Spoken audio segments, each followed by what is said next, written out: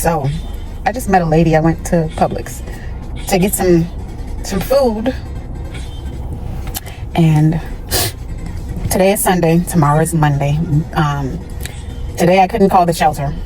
Yesterday I couldn't call the shelter. This weekend I couldn't call the shelter because they was closed, but I was told that they was 24 hours, but when I called, it said it was after business hours. So here I am waiting for Monday, and I'm at Publix, and this lady, she was like, I like your hair. Who did your hair? And I said, me. And she asked me again, and I said, me. And you know, she was just like,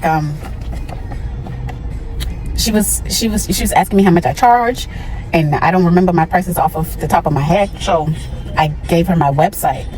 And then she was like, you know, where do you live? Do you live around here? And at that moment I was like, okay, I don't know what to tell the lady. So I was just honest. I was like, well, I currently don't have a place right now. And so, you know, I gave her my website and went to the car to put the stuff inside the car. As I'm putting the stuff in the car, she was parked right next to me. Well, not like really right next to me. She was parked next to me, and we started talking more and getting deeper into my situation. Deep. And, you know, she says, you know what? God sent me, and I have some resources, and we're going to get you into a shelter. So call me tomorrow. And if you don't call me tomorrow, I have your text. I'll call you. And so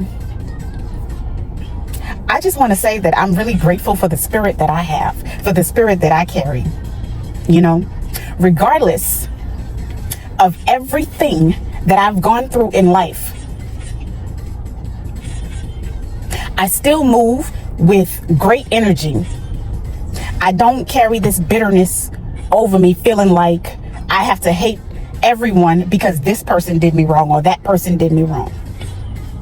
And I'm just so grateful that I cannot find it in me to hate not that person that has, I don't even want to say done me wrong, but you know, that just didn't fit in my life. Woo. And I'm grateful. I'm grateful for tomorrow. I'm excited for tomorrow. Because honestly, right now, all I need is time to save up my money. I've been on the Section 8 list. I've been on the HUD list. I've been on all of them lists. Just waiting. Not really waiting, but I applied. I positioned myself to maybe one day get there, get accepted, you know? But I've always worked. I've always did what I needed to do to get to some money. Okay? Respectfully. I always do what I gotta do in order I eat and my kids eat, you know, and we're good.